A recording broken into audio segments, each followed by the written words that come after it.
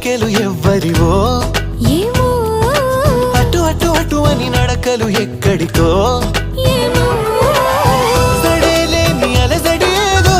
ఎలా మదికి వినిపించిందో స్వరం లేని ఏ రాగంతో చిలిమికెలా స్వాగతమందో ఇలాంటివే తెలియక ముందే మనం మరే కథానిక మొదలైందో మనే కథానిక మొదలైందో ఇటు ఇటు ఇటు అని చిటికెలు ఎవ్వరివో ఏమో అటు అటు అటు అని నడకలు